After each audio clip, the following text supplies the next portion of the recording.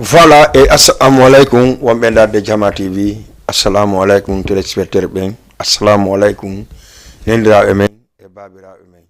e lande ke Jama fo sino e jang, mo kala ka jodi, e ka toli, e ka beli, e ka woni me ndarude. Haray ko bela jolil, présentateur jomongon, émission, ndaru ida on ka Jama TV, woni ka hewti, ka télévision mon, encore une fois, do e Jama TV. Haray non hiɗon andi koye suumaye wonɗen fewndo ɗo alhamdulillah rabbil alamina yo Allah hokku en baraji suumaye on Allah taw en horu e ñallira mo kala ko ɗaɓɓi e baraji suumaye ɗo yo Allah hokku ɗum hoto jam moƴƴere boneji ɗo yo Allah woɗin ɗum ko feewi. Hiɗon andi simi inni mi salminira e men ɓen e babira e men ɓen ko andintingol ɗon tun hande mi yahi mo kala ka mu'um mi salmini ɗum batti ndu lewru suumaye. Hara mi weltaniki Allah, mi weltaniki on ko tawdi en kadi o émission ɗo hande le 30. Donc iɗon andi piiji busi no wodi ko yewten. Hara en toriki Allah nangaɓe sokaɓe fo yo Allah yaltinɓe hoto jam moƴƴere. En toriki Allah mo Allah tagi ko satti ko fo yo Allah ittan ɗum hoto jam moƴƴere. Nawnuɓe waali kawɓital ɓe yo Allah ndikkinɓe. Yo Allah dande en accident, yo Allah dande en kata e kasara. Sabu haray no hulɓini parce que koye responsabilité yiɗe yakora manam piiji ɗin fo haray koye men woni. Haray noon hiɗon andi trisdi buy heɓike ka ɗeɗo balɗe buy no feƴƴiti ko heɓi kon ko fi honɗum o yi hande kuntigi men on lanɗo men on ka tabigetal pulak lanɗo men on ka moyen guine neɗɗo monɗa hoore men on ko on waɗayno ɗen ko on ɗon ɓuretano ɗen enen kadi bakkorde ernallan fof woni Alaji Salluwa Balde. Hande ɓe walike ɓe feƴƴini alhamdulillah rabbil alamin ɓayi pellereti ko Allah waɗi kon goɗɗo wiyata ko erreur ko Allah okkuno en ɓe ko Allah kadi ƴettitiɓe. Allah mi torike ma Allah mi fattike ma Allah biɗimo ko Muhammadu yo Allah naduɓe aljanna firdaus mi torike ma Allah yo Allah naduɓe aljanna Allah naduɓe aljanna Allah taw ko yaafaɓe si ɓe feƴƴini ɓay pelletti ko yaafaɓe si ɓe feƴƴini Alaji Salluwa hiɗon andi ɓe wi wo hay mo feƴƴini e sabordu suumaye hara hiɗa anni no suumaye a hooray no laaɓiri Allah yaafotoma so ƴettima na nofi so ƴettima e nder mois de Ramadan hara yo Allah yaafa Alaji Salluwa. E sen iwi ɗon hiɗon andi kadi ceernoɓe men ɓe anɗa hoore ma aduna Allah foppu no andi fi maɓɓe woni Alaji Muktari Kolce Mali Yembere sonnaɓe maɓɓe ɓen woni ko feƴƴini hecci hanki surra hanki ka berɗe yoof. Donc en toraniki Allah ɓen ɗon kadi yo Allah ɗon ɗon hirnoɓe yaafo yaafuda ɓe yaafaɓe haray vraiment en wetaniki Allah ko tawni en nde ñalande ko Allah mi torike ma yo Allah sifa ɗum ɗo wota fillito ka ɓatti bayinatake na fillito few wota fillito ko ɓatti. Haray noon o yi nde mayde nde fatunde kamɓe Alaji Salluwa en yi nde fatunde ɓe hajjaɓe sonnaɓe Alaji Muttaru en yi wonɓe e me kuntigi ɓen hande ko Alaji Badru heddorɗen e nder moyen guine wiyeteɓe ko ceernaɓe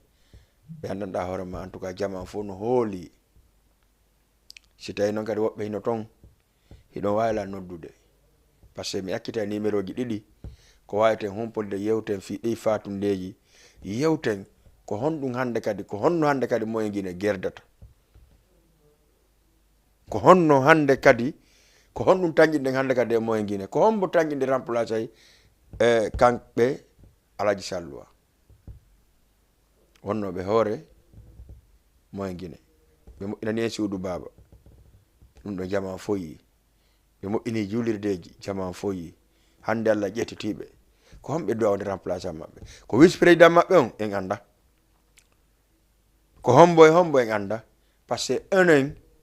ha joni enen pullo Fuuta no wodi ko en famali. Haray no en ƴetta numéro connen ɓe numéro téléphone on ko 78 waɗon 116 82 38 78 116 82 38 walla waɗon 206 209 plus 54 206 209 plus 54 yewten ko honno moyen Guinée wawata yaarude yeeso e hin Alaji Salluwa feƴƴini ko homɓe duwa remplace de Alaji Salluwa feƴƴini hande ni ɓe waɗi levé de coron grande mosquée de Faysal fure on ni fewndo ɗo o hewtoyi Fatako ka maɓɓe jango e vendredi si juma on juulama Alaji Salluwa wattinte Fatako ka berɗe Fatako en yetti Allah ɓay hawnanaki Allah haray ko ɗo mi salminta imam ɓe fof wono Ceerno Boubacar Matakaw Kubiya e yi ko ɓe dari ko moƴƴa salminen wono Alaji Siré Labbo kamɓe kadi ɓe dari moƴƴa e fedde Fouta Diallo nde Alaji Siré Labbo noon ɗon andi ko jibinande Kolda kono ɓe watta hoore maɓɓe ko jibinande Kolda ko ɓe jibinande Fouta Diallo e kamɓe Souleymane Bari commissaire en tant que président moyen Guinée kanka den weltanike mo moƴƴa président conseil on kadi laamiɗo Guinée ɓen ɗo fof si feƴƴi ambassade Guinée on monsieur Wuri Calerere kamɓe kadi salmini e moƴƴa salminen président Malal Bari Bantingel kanko ɓe woni chargé l'organisation ka conseiller en même temps que président de l'alliance de la sous-région en salminiɓe moƴƴa kamɓe sonnajo maɓɓe on e salminen kadi wono monsieur Ibrahima Air Afrique salminen Alpha Amadou muññintinenmo fatunde nden e aray ɗon andi hande hari ɗen invité karama ko Mamadou Winde Diabo wonɓe ɗo e Wakam ceernaɓe kañum kadi anduɓe goɗɗum Allah no hokkiɓe gandal min gantu yani seeɗa ɓe wawali hande senade ka émission men kono si Allah jaɓi no gasa ñande goo ɓe heɓa e feere senagol haray ɗon andi ko kamɓe wonno invité on hande a affiche waɗa mais laati ɓe heɓi gantu seeɗa manam ɓe heɓi hoɓɓe iwɓe ka woɗɗi fi ɗum waɗi si tarɗen ga émission on o 10 minutes mo tarɗen ɗo kono ko noon ɗa faalete goɗɗum Allah waɗa goɗɗum hara en salmini karama ko Mamadou Winde Diabo kamɓe wonɓe bitiki Diallo ɗo Wakam faalaɗo ɓe yiide wono numéro téléphone jiɗinno ka page Facebook maɓɓe ka TikTok ka Instagram e kala no fariraɗaɓe kadi walla ƴetta numéro 77 waɗa 828 16 86 ko ɗum woni numéro karama ko Mamadou Winde Diabo WhatsApp maɓɓe international o kala faalaɗo tawde noon e juge mo mi addi on hara no wawi nodde téléphone 78 116 82 38 78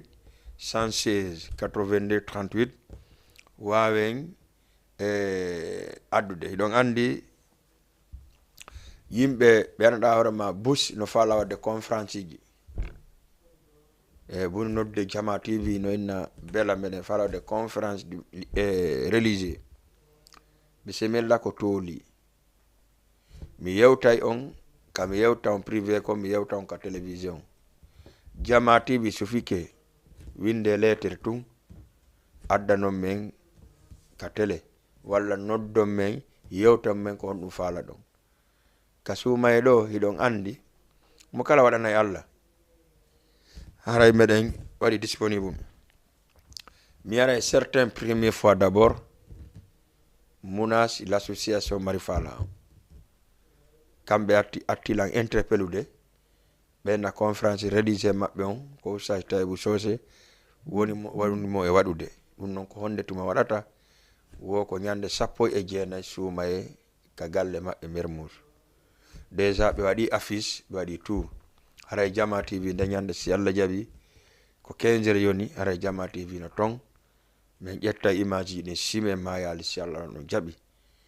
menen son teddini men min ko ɓe attumi yewta PDG déjà min ta ko teddugalle ma komin ƴettu caméra waɗana en ɗum ɗo par ce que ko yewtere kono noon si on andinali men on wi Jama TV yahali haray on toñi men nodde men 76 481 96 82 noddon men 595 10 37 ça waɗi 77 noddon men 77 981 37 32 so noddi ɗin numéro ji ɗon ko walla on heɓay ka laaɓi poy ka télévision Jama TV hara men yahay ha men hewtoya mi wannon ko fallo ko mer ka men division on ko woni tun no men jaɓata ko wigon non o teleɗa non na non fonctionne tan woɗi procédure mo arata yewten ɗum no c'est pas que de l'argent na mbuɗɗi par ce que mi sikka PDG on toroyno goɗɗo walla ñawloyno goɗɗo si waɗi télévision o voilà c'est pour cela que yimɓe goɓe wola ɓenna meɗen bungi Jama TV no bungi sa waɗanali ɓe ɗum ɗo ɓe arata jamais plus grand jamais wonɓe yewde on ɗum ɓen ko ɓen woni yawde ɓe yoɓɓe 50 000 100 000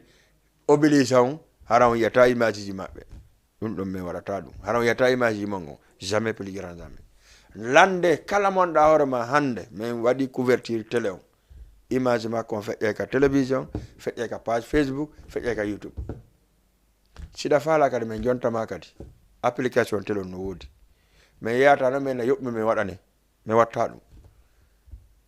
ko ayn tawi Jama TV Jama on no ndarude information maɓɓe on no moƴƴi e ma communication maɓɓe no moƴƴi e ma ara wiya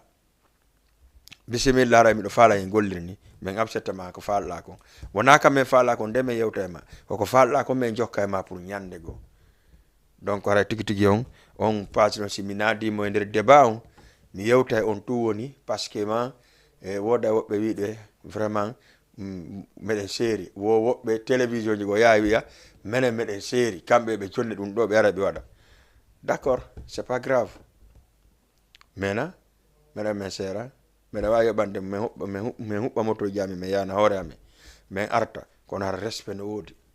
ɗum ɗon tum min tori on hara mi salmini on Jama on fof kala waɗaɓe conférence de presse religion en salminama moyen guine noon no duwano en annonce ude SK min sikki ɗum si président Malal no heeɗi o jonna en joni version makko on ka numéro téléphone SK hande suuma heeɓi 7 janga ko 9 samedi ko 10 haray ko balɗe nogay heddorde walla nogay walla 19 SK moyen guine waɗay conférence mum ka grande mosquée walla moyen guine waɗata conférence mum grande mosquée il faut que yewten ɗon yontere hande si Allah lan ɗon jaɓi en daray Kawyero 3 ɓe aray ka télévision ɗo no woodi piiji buy ko yewte e maɓɓe pour andingol communauté Wakam ko honno waweten gerdude wonen hunde wodde wonen ini itten timbi e timbo ɗo itten laabi e timbi ɗo itten timbi e telimine ɗo wonen fof hunde wotere ñakkata ko momi timbi ñakkata ko mo telimile kono noon sen woni hunde wotere goɗɗo go andanta en ɗum par ce que mo kala no woodi ko heewi kono tawen waɗu tawen sendito e nder Wakam ka yaaji ɗo ka yaaja ɗo indetake ka yaaji ɗo itake yaaja haray tigi tigi on kono mi yewtiri on noon musidɓe ela salluwa woni ko feƴƴini hande moyen guine perdi lagine perdi tanor lagine perdi tanor wallahi kala faalaɗo tawede débat on o nodday ka 77 78 pardon 116 82 38 ko ɗo mi salminta wano Alpha Kolobani e ɓeygu mum e ɓiɓɓe makko ɓen salmine Mariama madame Bari kankadi fewnɗo mo darde émission on salmina Binta ɓiɗɗo angon Ramatullahi e kanko nene Bobo hara mi salmini ɓe moƴƴa moƴƴa voilà salminen Oustaz Dumbuya waɗayɗo ɗo kañ kadi taksir Qur'an noon ka Jama TV salminen Hajja Aissatou madame Bari original di Karamako Mamadou voilà salminen noon kañ kadi je ne sais pas gollo maɓɓe on ko rugi voilà kankadi o salminama salminen Sana Courtier weltano ɗen kadi aroɓe ɗon ɓe fof jooɗo fijida e Karamako Mamadou Winda Diabo la marannoɓe hande surprise molanakum ko mi wujjuno mi filmi hari ko siɓe tooli ɗo mi tega ɗum ka télévision kum surprise konno komin jota lido ɓe anda miɗo wujji kum filmi mari ko mi hollu ɗum Jama on tellement karan ko ko oyof ka jama wolta be kon e ka tawata be kon ça fait deux mais lawa ki si Allah jabi haray inshallah déjà sami kaw dawda kadi kambe kadi samina e kaw saraf ba weldi ben ka winda jabo kan aussi chef de quartier maa ngi lay nuyu bu baax a baax kan en tout cas vraiment neyal karama ko bu soobee yàlla si ma pare fii maa ngi ñëw na am lu muy teg rek ma jël ko yóbbu ko donc haray merci beaucoup à vous tous haray kala fala de participer de ka émission waɗa 78 116 82 38 hilo gandi no wodi piiji buy fewn ɗo ko fewndinɗen Sénégal kono ɓayi suuma e on no fira meji no mayirta noon e yewtay fi ɗum ɗon kadi ara yewten fi ɗum ɗon hara sereji ɗi fof ɓe gaccali hay goto e lande ke so tawi ɓe fof ɓe horude jang andi hande enen Guinéen eɗen duwa mefiyade piiji tati kono sinnama Guinéen kadi il faut que faamu ko ɓe wona nationalité Sénégal ɓen ɓe ala carte d'identité Sénégal ko ɓe wiyete vrai Guinéen si tawi toon hiɗa mari carte d'identité Sénégal ko a Sénégal o Guinéen haray ka binationaux enen no binationaux ɓe ɓen ko wattango lila piiji ɗin fof on yi korto carte on ɗo ko jama woni wolde fi fulɓe ɓen ka TikTok par ce que fop Sénégal jama no sikkude ko Guinéen ko pullo tu woni Guinéen kamɓe ɓe sikkude ko pullo tu woni Guinéen non ɓe anda par ce que haray ko enen ɓuuri haala men kan hande hay sosojo ari ɗo ko pulal o wolata hay maninkajo ari ɗo ko pulal o wolata hay guersejo ari ɗo ko pulal o wolata vous comprenez haray tigi tigi on noon kono mi weruni il faut que participant ka émission fi kala ko suuma e wonɗen ni ɗon andi en watta musique par ce que yetta soɓɓe ko ɗum ɓurata faalede yen waɗu musique amen fije jalen te suuma e seytane on no ferma ɗon yette barijo amata ɗon astahfirullah yette barijo amata e suuma e haray ko ɗo mi salminta Ibrahima Sori kan kadi Ibrahima Diallo e jama on kala wonɗo e darde fewn ɗo page Facebook on o salminama si feƴƴi ɗon iɗon andi hande kala ka wonɗen e wadde kon ko wattango lila par ce que enen Guinéen on no wodi ko wonɗen ño'irede woto Allah taɓe tawru en bon salminen monsieur Salif Sow le président ASP directeur général ASP pardon yaafo ɗon terme on ko directeur général ASP on ka sécurité ko président Salif Sow woni directeur général on simi wiyan noon président Salif Sow ko kanko on kani woni président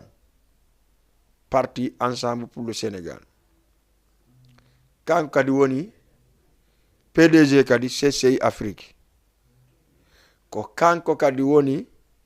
le maire de commune Thiallambere kanko kadi woni président coalition anda liggéey suñu gox basiɓe Kolda Thiawɓe Mampati min on ha memiri noon président Salif Sow haray noon ko neɗɗo mo Kolda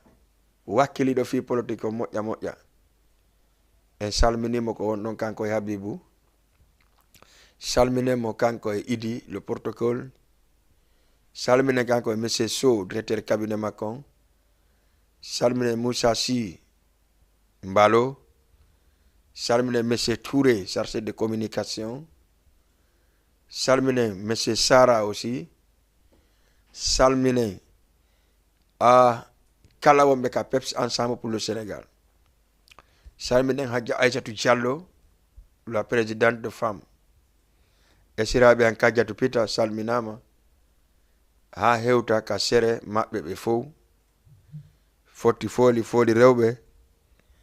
e Sar Rival Beldam Bantal Masi ay haka Hadja Aïssati 3 association ji ɗi fof salminama hara mi andintina yon hiɗen mari fatunde molanande en heɓi fatunde molanande woni salluwa Alhaji Usmani Salluwa mawɗo yiwani en ɗo dey mawɗo yiwani en dey tugalal iwi ko tugalal hongal non duwa remplace de ngal tugalal esse wonay gotum Alhaji Badru esse wonay gotum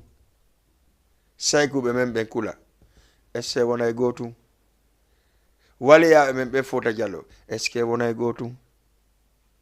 meɗen jenti on ka 78 116 82 38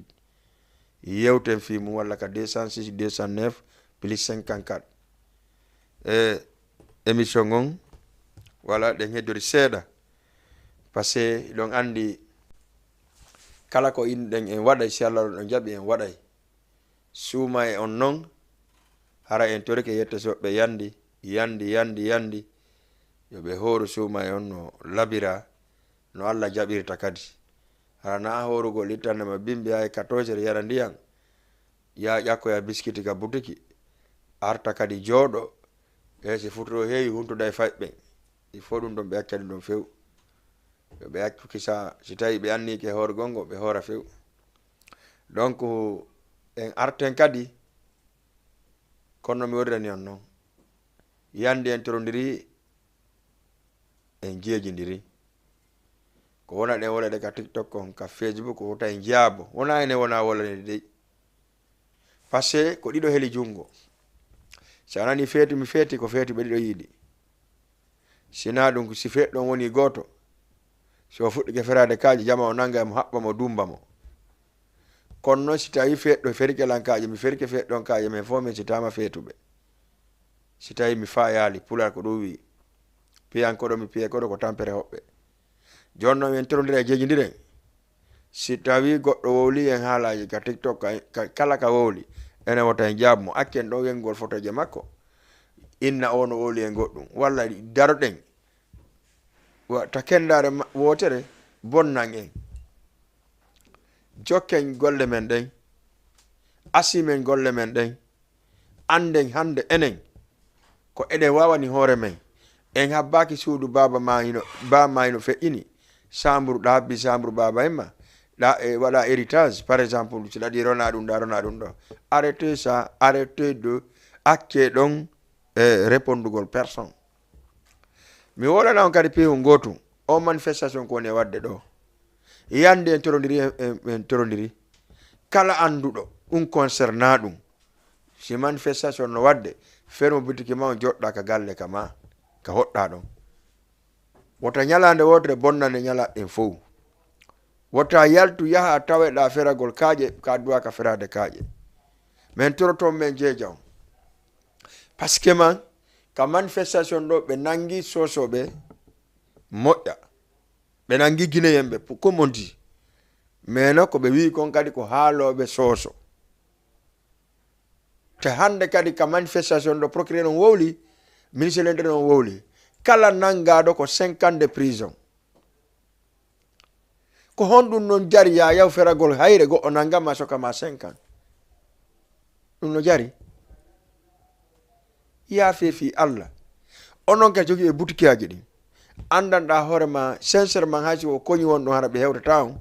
so nani manifestation no wadde par ce que on anda kadi jooɗo gasi ɓe monanaki on ferme boutique mo ngon won ton kadi boutique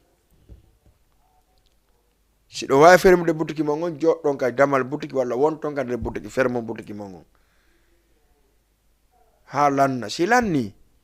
utton boutique mo ngon yeeyon eppa janno foti yeeɓe kadi ka bedda ɓen ka yaasi ka tali jemma walla ñalarma son andi manifestation innama no waɗede ƴette marchandise mon on natɗon ka cuuɗi mon hande daari no saare Wakamu laaɓiri par exemple Wakamu nane mimmi keɗo mi haka regal mi tawi foto no laaɓi pooy kono noon enen ɓe men ɓen no wakkili yeeygol ngol par ce que kamɓe 100 francs on jago maɓɓe ñande on ayiɗi manko alors que si janno woodi e saare buɗɗi mankata kono noon si jang ala moƴƴa Allah hokku en jang Allah waɗan en jang Sénégal Allah waɗan en jang Afrique Allah waɗan en jallagine lagine kadi hetto ha immoɗen yehi hara ko ɓe koɗo en hara en koɗotako ɓay ko pelet si lagine hettike en heɓi lanɗo moƴƴo ko goɗɗo koɗote en kono en koɗotako goto kono noon ɓe wi wo ko Allah waɗi kon ko ɗum mi sikki en ƴettay premier auditeur ka ligne assalamu aleykum. Allo oui. Ouais, dege. Nala to ndey jang. Yantuno keke dam. Alhamdulillah no munya. Alhamdulillah. Suma yo. Suma mbeɗen jokki kombo. Ko nyawle ke nande. Awa d'accord. Sina ko on yowde ɗo kon honde haqiqa. D'accord. Ɗo day den do wattande le moƴƴa. Voilà. Hara yimɓe ɓen jaɓaali tewtade ɗaɓɓugol mboƴƴintum. Way. Waɗa soorale piiji ɗin quoi. O wi ɗon kono nani yo butikaji en yo wattan en li moƴƴa. Hara no wonde important moƴƴa. Vraiment parce que hiɗa andi sina ɗum temedere bonnante wulure. Ono woniri. Voilà parce que sa yi ko feƴƴi ɗo ko nde balle ɗo ata no hulɓini entre maɓɓe hoore maɓɓe ayi ko bonnugol océan ji bonna piiji goo donc a deburotoɗo noon si goɗɗo ari bonnanima ɗum ɗon tawata o tawi toon tun o woɓɓe tawete tun e bidiki addunama atru manji tawata a tawaka e mum kono kamɓe ko ɗum ɓe faala donc no woodi anata waɗa woodi woɓɓe koye moni men tun woni voilà c'est ça sago maɓɓe koye enen koye bonnane rek way ɓen noon ko ɗum toon sago maɓɓe on d'accord mais joni noon en dowa wattande hille ɗum no moƴƴa no hara yawitaki quoi d'accord hara min yewro on quoi merci beaucoup mi weltike nani weltani ko guiɗen on fof d'accord merci beaucoup. Allez, 78 116 82 38 78 116 82 38 iɗen heddori ɗo 25 minutes 23 minutes ɗo e émission men on lannu haray tigi tigi on kono yewtiɗen ni ɗon andi juge on hannde ko ɗin ɗon temji tati wonɗen e adduɗen fii ko yewten par ce que piiji busi feƴƴi ɗo ko enen jogii ɓe wiya ko enen jogii ko enen mari boutique ko enen mari magasin ko enen mari kala ko kamɓe ko ɓe gollayno ko enen woni e golde joni donc enen noon ko yalɗen ka men ko hiɗa yawde ɗaɓɓoya en ara yaltali argol ara yaha jooɗo te wonɓe ɗo ɓen kadi yaltuɓeɓen kamɓe kadi ko hewgo ɗaɓɓoya ɓe woni kono noon no woodi woɓɓe ɗo ɓe anda hoore ma ko innocent ɓe anda hay fus ɓe sina yaltugol ɓe yaltali hay hunde ɓen ɗon tewtotake donc ara mi introduire kono mi yewtiɗo ni joni e kala ka probléme waɗi surtout ma si manifestation hiɓe wadde ɗo a andi no waɗede ferme boutique ma on wona tranquille ha lanna par ce que luttata hay lanne ale ƴetten goɗɗo kadi ka ligne wawi allo merci hara yewɗo wawi yaade kala falaɗo participe d' émission 78 waɗa 116 82 38 78 116 82 38 ɗon andi noon kono mi yewti no premier témon Alaji Salluwa no feƴƴini tugalal men ngal no feƴƴini ko honno wawata wonde hande kadi par ce que buy ko kamɓe hulayno buusi ko kamɓe hulayno laamu ngun nde kamɓe hulayno tugguno honde ka hulata iɗon andi déjà e Alpha Condé yawno ha déstabilise ɓe jaɓi piiji maɓɓe ɗin fof jaɓi magasin ji maɓɓe kinde e tout ça Allah waɗi CNRD ɓay ari jonniti ɓe ka jattano kon mais hande Alaji Salluwa feƴƴini Allahu akbar haray meɗen landi min miɗo landi moyen Guinée hande ko honno waɗeten ha heɓe won Alaji Salluwa ko honto reweten ha heɓe won Alaji Salluwa ko honno gerdeten ha heɓe won Alaji Salluwa Aliou Bari depuis lagine laɓe mo salmina moƴƴa haray vraiment e weltanike jama on 78 116 82 38 walla 206 209 plus 54 nata kadima général depuis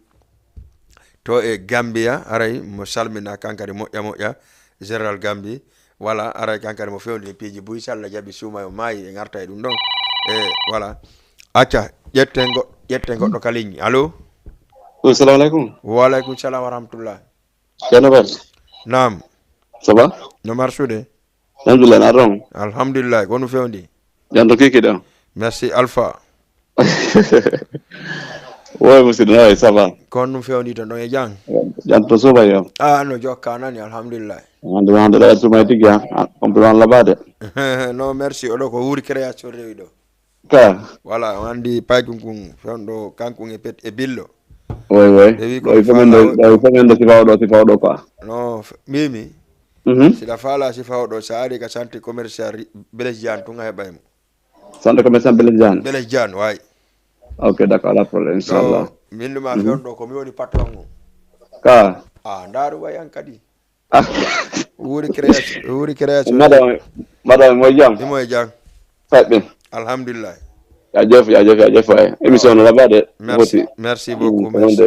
andi goɗɗo ɓen de kon sona yalti ka wi goɓe de kon wi gonko men wawi wadde can to nene mi yeehi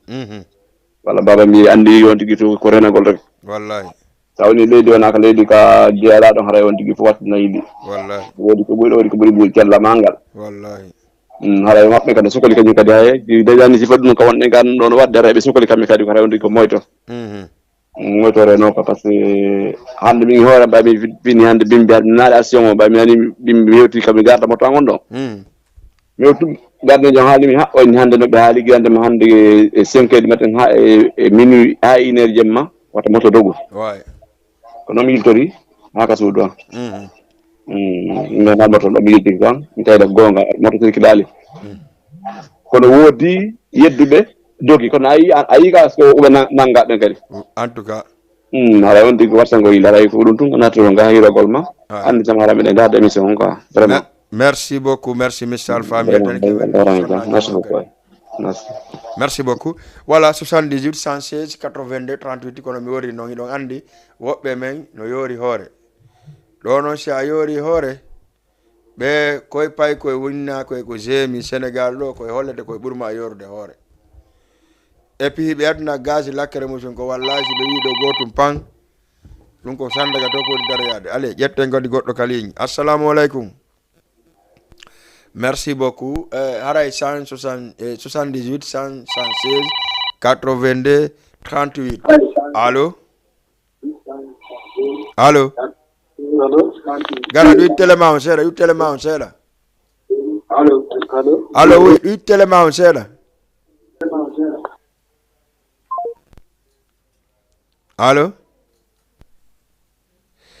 voilà sida fala en yewtu a ɗoyta téléma on seeɗa sina ɗum réponday ka yewten kon hara ananay haala an kan sinnalan kadi allo donc 78 116 82 38 mi tori ko mi jeegi on mi kono mi waɗani on noon si tawi état jonni décret wi wota on waɗu on mi waɗan toon allez 78 116 82 38 allo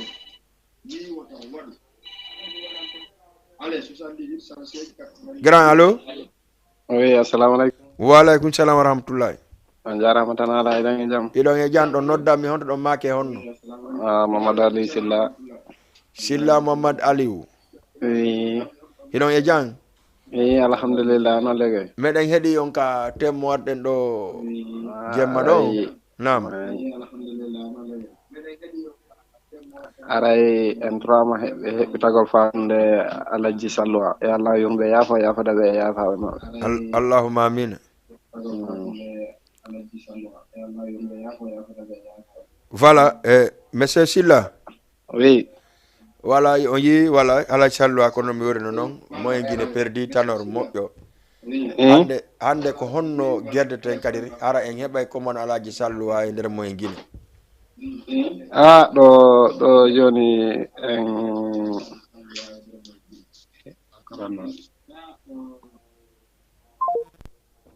voilà monsieur Silla déjà no satti passé ɗen andi Alaji Salloa ko tanor ko ƴangal c'est-à-dire yiɓe koɓe lamɓe kono koɓe ƴangal kadi a ara ƴawa feƴƴa ɓe andinama voilà haray tigi tigi on en ƴetta kadi goɗɗo kaligne fende émission on jama woni arde nodda acca assalamu aleykum allo oui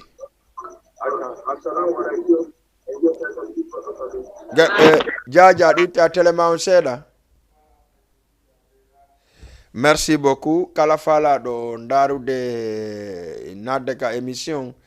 a ɗoyta e téléma on seeɗa walla pottoɗa téléma on seeɗa wawi yewtude sina ɗum ko haala an kan nanata ka télé tawata a famata ko honno jabodirten donc ara tigi tigi on ko noon donc hande ɓe wi no wata goto yaltu fi moto e koye wodi yaltuɓe ɓe naɓi motoji mum ɗe allez assalamu alaikum. Allo Njaram. hiɗon e jang? E jang. hiɗon noddami honɗon maake honno? Jaja Ne jantuno nala to. alhamdulillah Jaja aɗa wiite télé on go sa aɗa wiita télé on tun haray ko télé on ɗum Télé on. voilà aɗa wiite télé on Jaja. Ko wowul ɗon kon ko gonga nani? Nam. Manifestation on de enen fulɓen kan en fota bokkude e mum. D'accord Eyyi. ɗon maake honno ɗo noddami on to? Wokam Aissatou Diallo wakam konno wayi Aissatou ɗa jang? eyyi. En tout cas ko ye mefiyo kadi yewten kadi e ɗimmoɓe men ɓen si tawi wano manifestation no wadde ɓa Allah waɗi ko en arɓe koɗu wona kamen en duwaka wallude hay e goto haray ko yen jooɗo heƴen si tawi en jooɗaki en sen nangama ɓe wi kala nangaɗo ni étranger ni ta kanjon ko duuɓi 5 o wonta ka kaso donc si ara noon ɗaɓɓere naɓama duuɓi 5 ka kaso saabu mo feri hayre arɗo moƴƴande ara e nafa ala ko addimo ɗaɓɓere si tawi ɗa faala ferade hayre yaw kam bambe to ka lacci ton kaƴe no fere no selliki kono ɗo on alhamdulillah ko pays de l'étranger si tawi noon a yeehi ka goɗɗo ɓe nangodiri kamɓe a wawata sendude jooɗo fanka haray ko ɗum ɗon torodirɗen et puis enen kadi wonɓe jiidade ɓen yewten kadi ɓiɓɓe men janɗuɓe wawa ɓe yawde si waɗin piiji ɓen merci Hajji Aissatou depuis Wakam mi weltike ok voilà merci Hajji Aissatou depuis Wakam merci beaucoup 78 116 82 38 haray aron participons ka émission passé ɗo gandi hande sen jooɗike ɗo manifestation ɗo wadde DJ Bella yahay fero kaaƴe natrini yatrini c'est impossible allez ƴetten goɗɗo ka ligne assalamu aleykum allo on jarama hiɗon e jang? jam tun nala ton alhamdulillah ɗo noddami on ɗon maake honno? nala ton alhamdulillah ɗo nodda on ɗon maake honno? e maake Aissatou Ba Aissatou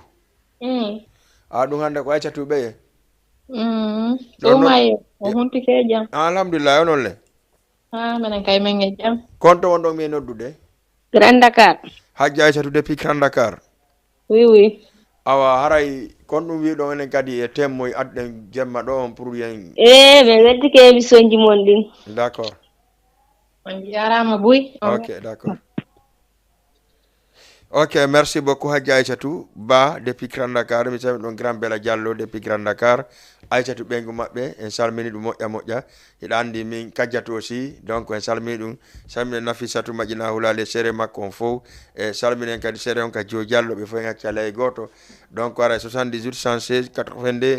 38 ƴetten kadi goɗɗo ka ligne ɗon andi souvent quand est important c'est Jama TV allo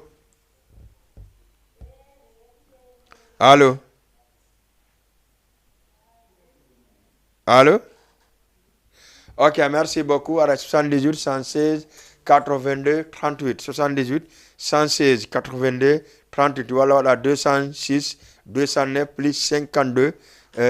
wawa nadde ka émission mais si Allah jaaɓi ça nous reste un peu seulement ça nous reste 11 minutes pour yen waw clôture passé en retard no 10 minutes ko ɗon e remplace de donc c'est pour cela haray tigi on konno mi yewtiri on noon o yi hande ɓe innimota moto dogu mo kala passé joni ɓe manifestation on ko motoji ɗoni bulokude itta essence on ka moto sunna pineji ɗin donc préfet on gouverneur no interdit ɗum ɗon fof hande doguɓe ɓen fof nanga acca 70 ok hande doguɓe ɓen fof nanga par ce que min o mi fokkitno ɗo hande Dakar mi nanali décret on kono ɓaymi yawdugol lanka régal ko gendarme ɓe taw coppen ɓe amɓe wi lan dellu sino bouille jappe sa moto c'est terminé merci beaucoup merci aussi à Diata et merci mes amis gendarmes merci à vous tous aka ƴetten goɗɗo ka ligne allo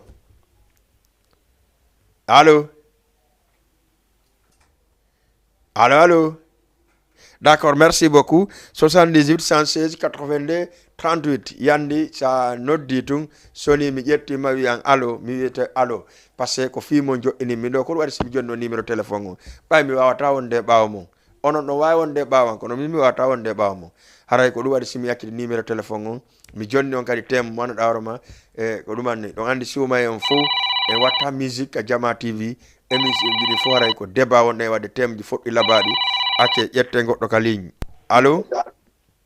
salamu aleykum waaleykum salam wa rahmatullah mi yettike on kala noddo lancen faala famodirde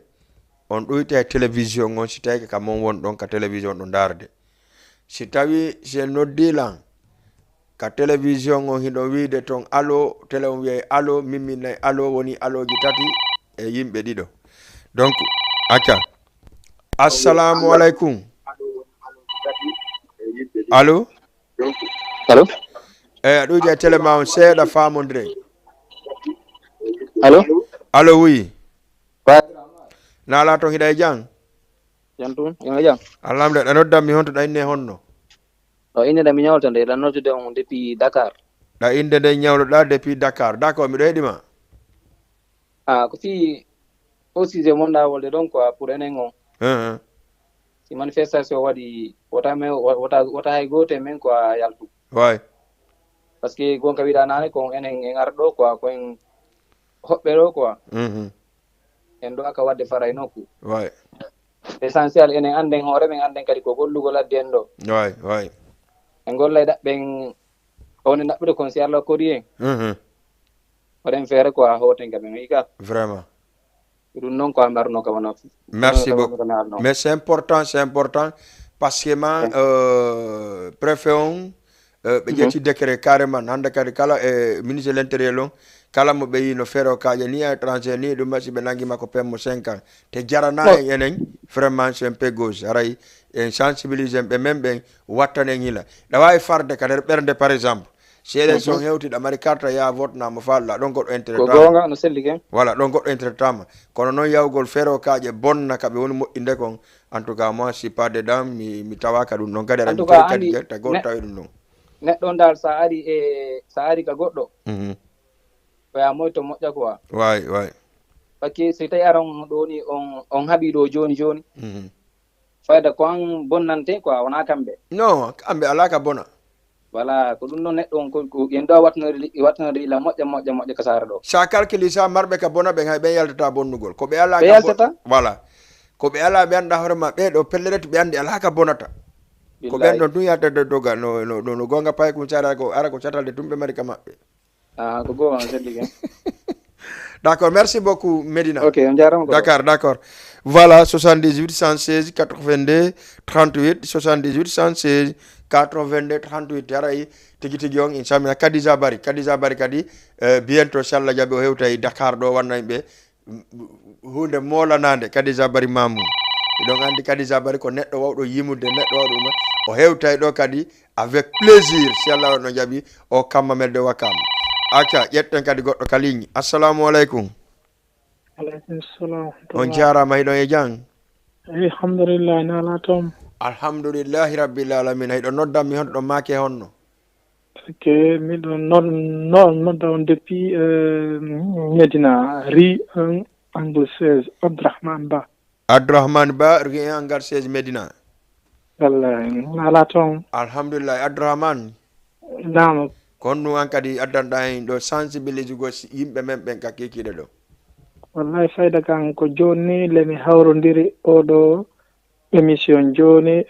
surtout kadi vraiment mbiɗo andunoma koko salmingol ma merci e salmina ɓe guureji men ɗin Dakar ɗo hop d'accord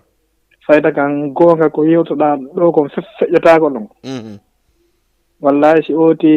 yalti kan wona kan piiro yaltini oti ko occitagol vraiment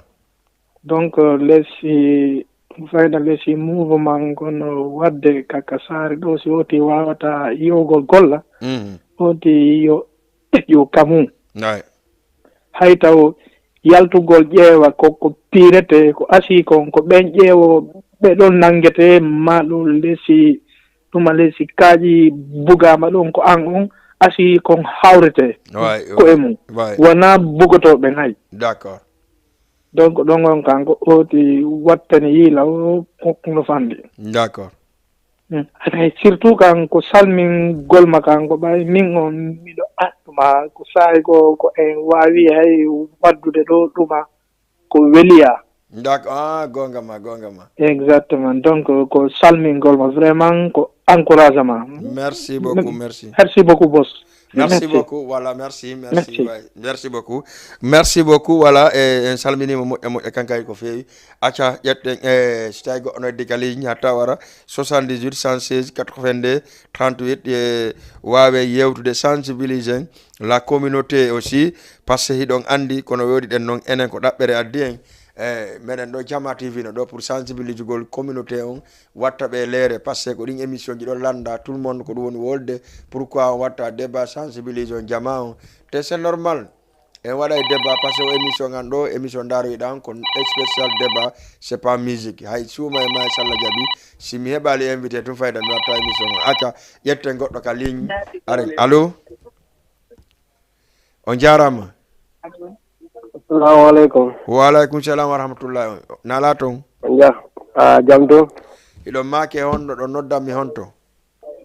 Meden nodda Medina Rue 39. Medina Rue 39.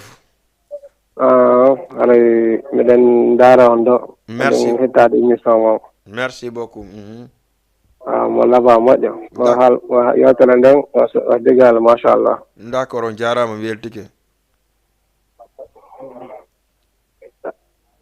Acha, merci beaucoup. Aray be remercie kambe kadi. Ko do mi samita Sidi Touré, voilà parce que mo la Medina Sidi Touré on do Jean de la Fontaine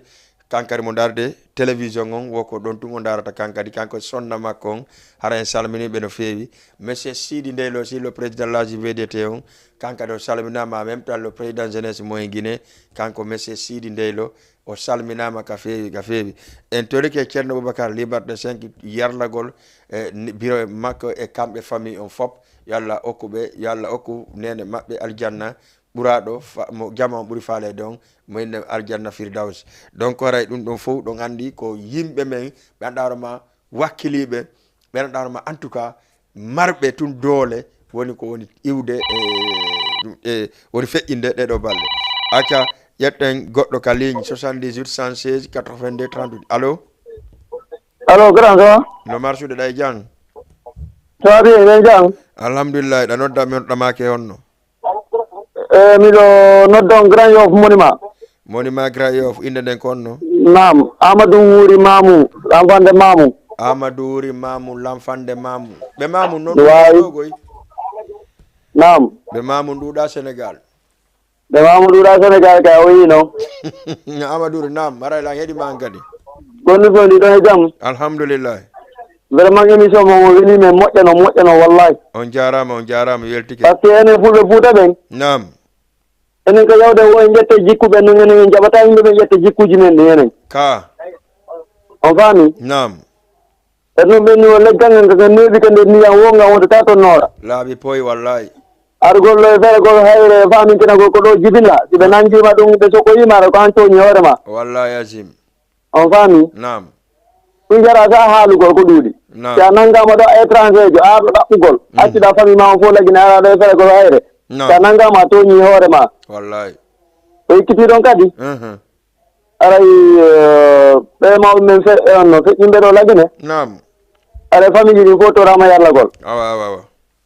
vraiment mbeɗo weltani o moƴƴa wallahi billahi koni tigile merci beaucoup par ce que enen fulɓe ɓe en ɗumannaaki quoi billahi wallahi argol ɗo famintino ko ɗo jeeya feregol hayre bonnagol lemu sa nanngama e ɗum a toñi hoorema wallahi azim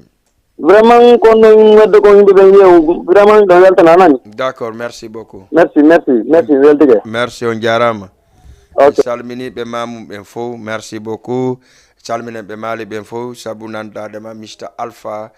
traiteur gâteau on kañ kadi voilà ɗo gâteau mariage o walla anniversaire et tout ça hara no waynode Mr Alpha men jonna numéro makko inchallah kanko mo hikki Colobane voilà hara e tigi on en salmini jama on fo en weltanike jama on fo en torike Allah yo Allah fottindingi en okka en ɓerɗe goote barki nden o ndu lewru suuma e par ce que hiɗo gandi sen fottali woɗɗen hunde wotere wonɗen nene goto wonɗen baba goto ko watten kon ko initire par ce que ndaare buroygol par exemple buroygol si tawi ko cakati goto wallahi ko fittata kono sa waɗi kum buy fittay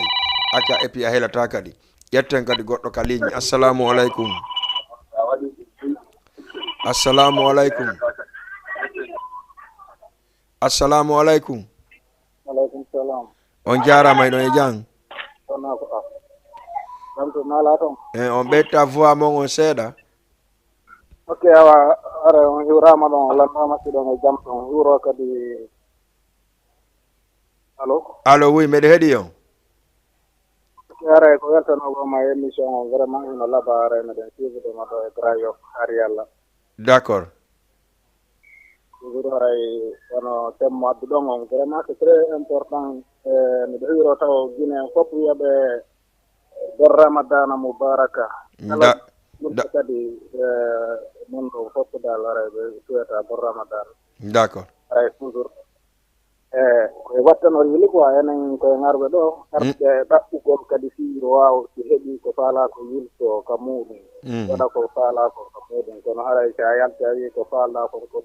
kala ko faalɗa waɗay kadi ko yaltoɗa ɗon haray toujours sa hooti kam a wata wadde ko faalɗa e toujours haray an avanteri life ma o quoi par ce que souvent mi ɗoya guinéɓe goo no waɗa ɗum débat no tonka no yeddotira e yaran hukkodiri e sénégal en ɓe non oɗo droit alamaɗe oɗo droit alamaɗe c'est pas bon par ce que no waɗi woɓɓe men araɓe hayde ala carte d'identité sénégal sa donc toujours ina sonkude hunde nde anndanɗa hoorema an haɗo duwaɗa sonkude ɗi so acci kama ka duwaɗa sonkude toon donc iɗa inni haray sonka extérieur ga an yani kama toon hay goto yiyatano daroɓe jooɗiɓe ɗo ina sonka ɗo sénégal ɗo wallahi pas normal par ce que combat men o enen naɗo ine e woni de malla ɓeɗo no combattude iɗen hakkude maɓɓe iɗen duwa wattanorde yimɓe rek ande enen kadi waɗe wonde ɗon ala marɗo carte d'identité sénégal ɗo ande toujours iɗa mari carte d'identité ɗo kono ko a guinéenjo wata ko a guinéenjo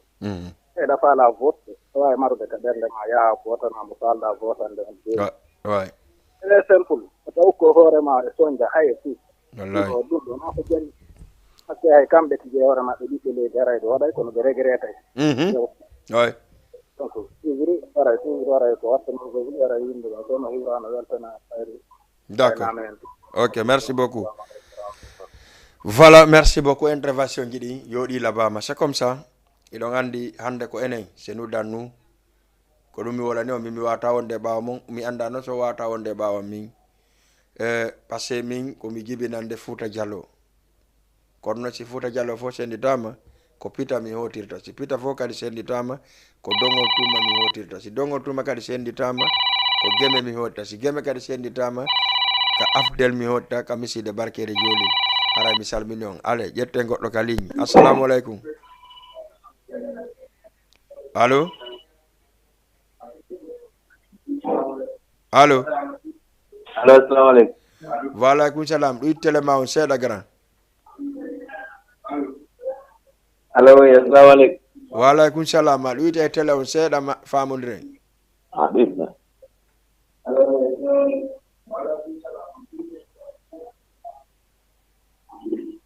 ɗon e jam nala toon. alhamdulillah ɗo nodda mi on ɗon make honno. enen nodda on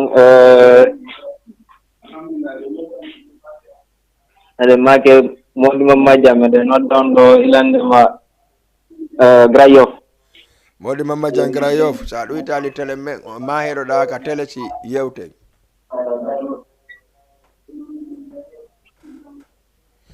Voilà, merci beaucoup. Modi Mama Dian depuis Grand Yoff. Haray sa aɗoyta e télé ma on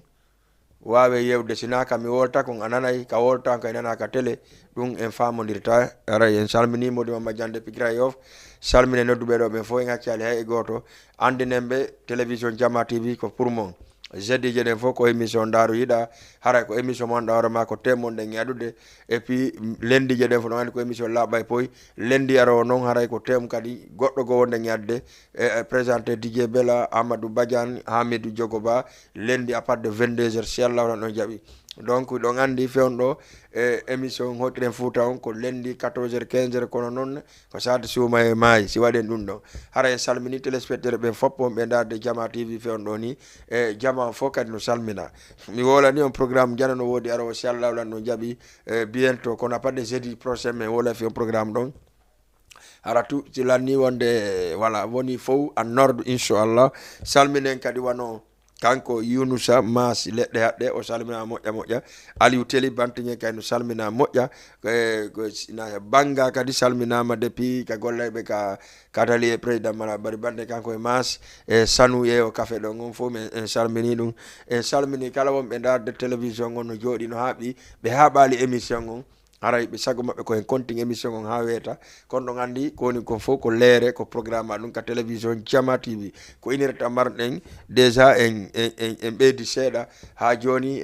d'accord hatta ɗen konni kono noon haray ko ɗo momi waynade waynito on kadi in toro on hakke kadi inna Allah tawni en hikka ndu lewru tawna en kadi ko arata ta goto no wiya mo tawnade o yo Allah tawno en fop ko arata kadi si Allah yaɓi hoori deñe lewru ndumen ɗon andi télévision Jama TV noon heɓi hitande télévision heɓi hitande